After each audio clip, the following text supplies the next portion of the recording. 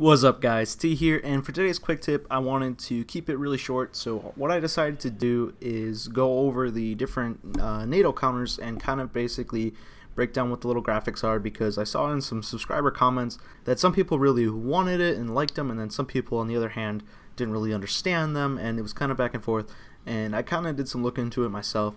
And my conclusion is that I like them for the fact that you can see a little bit more of what's going on with the division as far as the template design, just from the icon rather than the actual little in-game picture icons that they give you. They don't exactly explain much, and they oftentimes shift for reasons that I don't quite agree with when you change your template composition.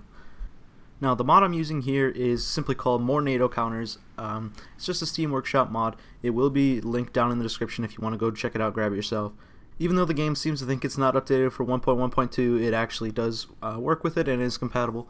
What I'd like to do is just break down some of the symbols with the counters, and what I'm going to start with is a very simple one. A white rectangle with two X lines through it means infantry. If you just have one line through it, it means light infantry. Another variant of this is your marine infantry and your paratrooper infantry, and that's just going to be simplified by the wings or the anchor. A very common modification to this design is the wheels at the bottom for motorized infantry, and then also the dark thick line for heavy weapons. So from my understanding, that heavy line is going to represent, like, if you have bazookas, machine gun teams, different things with the infantry.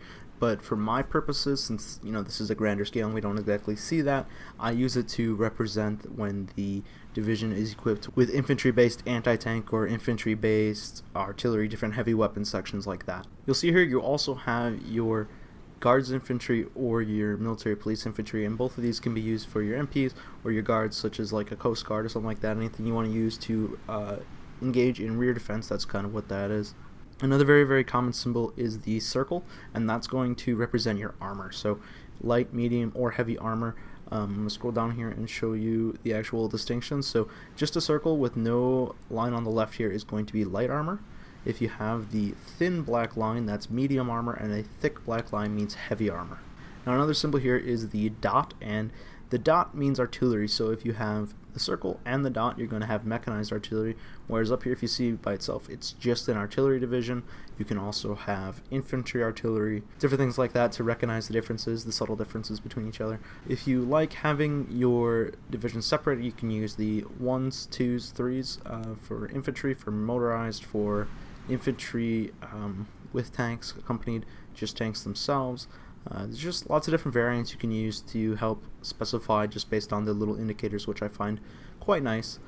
The last little symbol I want to identify for you is this one here, the upward kind of triangle looking guy, and that is actually anti-air. So if you have it specifically dedicated to anti-air, it's going to look like that. A couple that I don't quite understand are this one. I don't know what the F is representing, this icon here, or this kind of sideways E here. So if you know what those are, post those in the comment section below. I'm sure people will appreciate that. I will personally appreciate that as well. Alright guys, that's pretty much it. Like I said, quick video here. Just kind of wanted to introduce these since I will be using them in my future videos. If you enjoyed this or if it helped you, please leave a like, share it. That means a lot to me. If I made any mistakes, feel free to share them with everybody in the comment section below. That way everybody can see and have the correct information. That's much appreciated. I did my best to make sure I had everything right, but I might have slipped up here or there. If you're new to Tea Time, I have lots of other Hearts of Iron 4 videos on my channel, as well as some other videos.